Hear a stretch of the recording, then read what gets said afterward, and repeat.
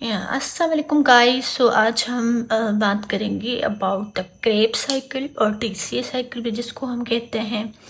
ठीक है, तो इसमें कौन कौन से स्टेप्स हैं और आखिर तक देखिएगा। मैं आपको बताऊंगी कि इसकी जो एंजाइम्स हैं और जो इसके स्टेप्स हैं उसको याद करने का तरीका क्या है, उसका निमोनिक क्या है, जिससे आपको फिर ये हमेशा याद रहेगी और आपको याद करने की ज़रूरत नहीं पड़ेगी।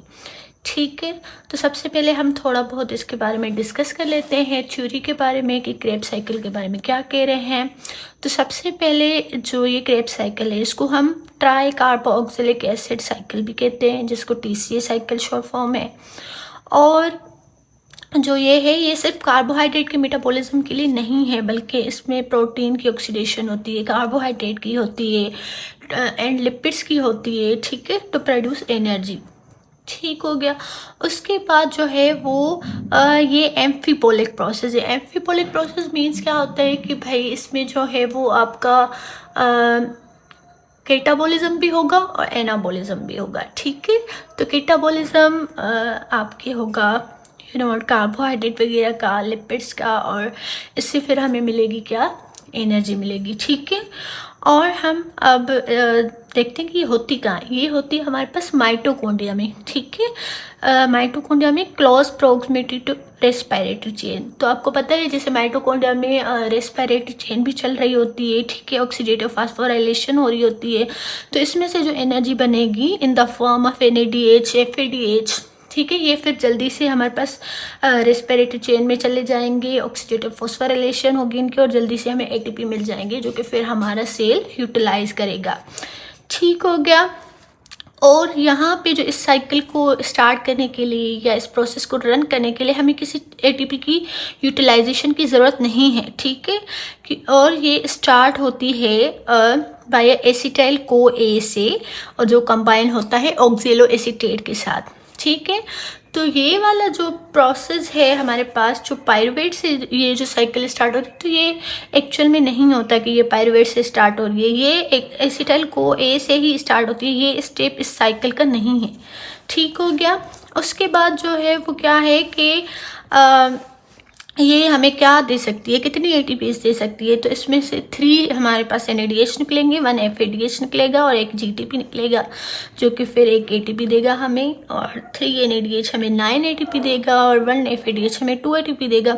तो टोटल हमें 12 ATP मिलेंगी एक एसिटाइल CoA की ऑक्सीडेशन से या ऐसे एक साइकिल से। ठीक है, अब हम डिस्कस करते हैं कि एसिटाइल CoA हमारे पास इस साइकिल में आया कहाँ से। ठीक है, तो एसिटाइल CoA जो है वो हमारे पास आया है, या तो हमारे पास पायरुवेट से आएगा। पायरुवेट आपको पता है ग्लाइकोलाइसिस से आता है। ठीक है, तो इसकी जो है वो हमारे पास पायरुवेट जो कन्वर्ट हो जाएगा एसिटाइल CoA में, या तो फिर हमारे पास beta oxidation of fatty acid से हमारे पास ये जो है वो एसिटाइल CoA आ सकता है। अब हम इसके स्टेप्स की बात करते हैं। ठीक है, तो जैसे कि मैंने आपको बताया कि ये जो पायरुवेट है यही हमें एसिटाइल CoA दे रहा है, तो ये जो है लेकिन हमारे पास TCA साइकिल का स्टेप नहीं है। ठीक है, तो हम यहाँ से एसिटाइल CoA प्लस ऑक्जेलो एसीटेट यहीं से हम स्टार्ट कर रहे हैं इसको। ठीक है, तो फर्स्ट ऑफ ऑल ऑक्जेलो एसीटेट और एसिटाइल CoA मिलेंगे, हमारे पास सिट्रेट बनेगा। ठीक है, सिट्रेट बनेगा बाय एंजाइम सिट्रेट सिंथेज। अब एंजाइम्स याद रखना इतना मुश्किल नहीं होता, क्योंकि एंजाइम का नाम वैसे ही होता है जैसा हमारे पास प्रोडक्ट बन रहा होता है। ठीक है, बस एक दो का एक्सेप्शन होता है थोड़ा बहुत। ठीक हो गया। अब सिट्रेट कन्वर्ट होगा आइसोसिट्रेट में बाय एंजाइम एकोनिटेज। ठीक हो गया। अब जो आइसोसिट्रेट है फिर वो अल्फा कीटोग्लूटारेट में कन्वर्ट होगा, तो यहाँ पे हमारे पास एंजाइम होगा आइसोसिट्रेट डिहाइड्रोजिनेज, और यहाँ पे हमारी पहली NADH बनेगी। ठीक है, NAD कन्वर्ट होगा NADH2 में, और यहाँ से हमें जब ये NADH ऑक्सीडेटिव फास्फोराइलेशन में जाएगा, रेस्पिरेटरी चेन में जाएगा, तो ये हमें 3 ATPs प्रोवाइड करेगा और एक कार्बोहाइड्रेट यहाँ से रिमूव होगा। ठीक हो गया।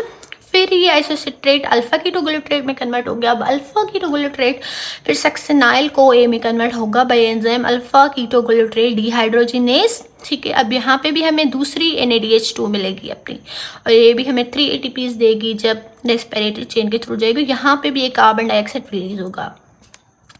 अब ये सक्सिनाइल को ए जो है ये फिर सक्सिनिक एसिड में कन्वर्ट होगा बाय एंजाइम सक्सिनाइल को ए थायोकाइनेज। ठीक है, अब यहाँ पे काइनेज आ गया, तो जहाँ पे भी आप एंजाइम में काइनेज देखेंगे वहाँ पे ज़रूर आपको एटीपी मिल रही होगी या तो फिर एटीपी यूटिलाइज हो रही होगी। ठीक है, तो यहाँ पे जीडीपी जीटीपी में कन्वर्ट हो रही है और फिर ये एटीपी जीटीपी से फॉस्फेट लेगा और कन्वर्ट हो जाएगा एटीपी में। ठीक है, और को एंजाइम भी जो है वो इसका वो रिलीज हो रहा है।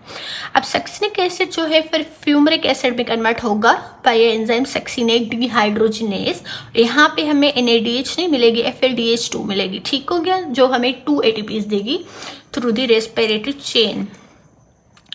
अब ये जो फ्यूमरिक एसिड है वो मेलिक एसिड में कन्वर्ट होगा बाय एंजाइम फ्यूमरेज, यहाँ पे वाटर की एडिशन हो रही है। और फिर मेलिक एसिड जो है फिर से ऑक्जेलोएसीटेट में कन्वर्ट होगा बाय मेलिक डिहाइड्रोजिनेज एंजाइम। यहाँ पे हमें जो है वो तीसरी NADH और आखिरी NADH2 हमें मिलेगी। ठीक हो गया, अब फिर से ये ऑक्जेलोएसीटेट फिर एसिटाइल कोए के साथ मिलेगा और ये साइकिल फिर से रन होगी। ठीक हो गया, अब बात आती है कि इस वाले हम सारे प्रोसेस को हम याद कैसे रखें। ठीक है, क्योंकि हम हमेशा भूल जाते हैं कि यार पहले सिट्रेट बनना, चलो आइसोसिट्रेट बन गया, उसके बाद क्या बनेगा अल्फा कीटोग्लूटारेट या सक्सिनाइल कोए। ठीक है, तो मैं आपको एक आसान सा तरीका बताती हूँ, एक निमोनिक बताती हूँ जो मेरे टीचर ने मुझे बताया था, और आप भी अगर इसको याद कर लेंगे तो आप कभी इसके स्टेप्स भूलेंगे नहीं। ठीक है, तो जैसे ऑक्जेलोएसीटेट और एसिटाइल कोए मिल रहे हैं, तो ऑक्जेलोएसीटेट को हम क्या कर लेते हैं, ऑफिसर। ठीक है, ऑफिसर ओ ऑक्जेलोएसीटेट हो गया। फिर हमारे पास सिट्रेट केन हो गया। ठीक है, सी सिट्रेट। फिर आइसोसिट्रेट भी सी से ही होता है। ठीक है, और आइसोसिट्रेट होता है हमारे पास आई से। ठीक है, केन आई। ठीक है, आई मीन्स आइसोसिट्रेट। और फिर आ जाएगा हमारे पास की अल्फा कीटोग्लूटारेट, जिसका हम के ले लेंगे, तो के का हमारे पास क्या होगा, कीप। ठीक है, कीप का के, तो ऑफिसर केन आई कीप। ठीक हो गया, और सक्सिनाइल को ए को हम कर लेंगे सेल। ठीक है, एस सक्सिनाइल को ए का। और ये जो सक्सिनिक एसिड है हम जो है वो इसको सैंडल कर लेते हैं। ठीक है, sandal. Officer can I keep sell sandal. Fumaric acid का एफ लेते हैं और हम इसको 4 कर देते हैं। ठीक है, 4। मेलिक एसिड को एम जो है वो मनी से लेंगे। ठीक है, मनी। ठीक हो गया, तो ये हमारे पास न्यूमेरिक बन गया कि officer can I keep sell sandal for money. ठीक हो गया, तो ऑफिसर का ऑक्जेलोएसीटेट प्लस एसिटाइल को ये मिलेगा, केन सिट्रेट बनेगा, आई से आइसोसिट्रेट, फिर कीप से कीटोग्लूटारेट, फिर सेल से सक्सिनाइल को और सैंडल से सक्सिनिक एसिड, फिर फ्यूमरिक से 4 और मेलिक एसिड से मनी। तो इस तरीके से आप ये जो है वो कभी नहीं भूल सकते स्टेप्स इसके, या गड़बड़ नहीं हो सकती इसके स्टेप्स में से। ठीक हो गया, तो अगर आप स्क्रीनशॉट लेना चाहते हैं तो ले लें। ठीक हो गया, और इस निमोनिक को हमेशा याद रखें, तो आप जो है वो इजीली इसको कर सकते हैं। ठीक है, तो ये था आज का हमारा लेक्चर। अगर आपको पसंद आया है तो लाइक करें, सब्सक्राइब करें। अल्लाह हाफिज़।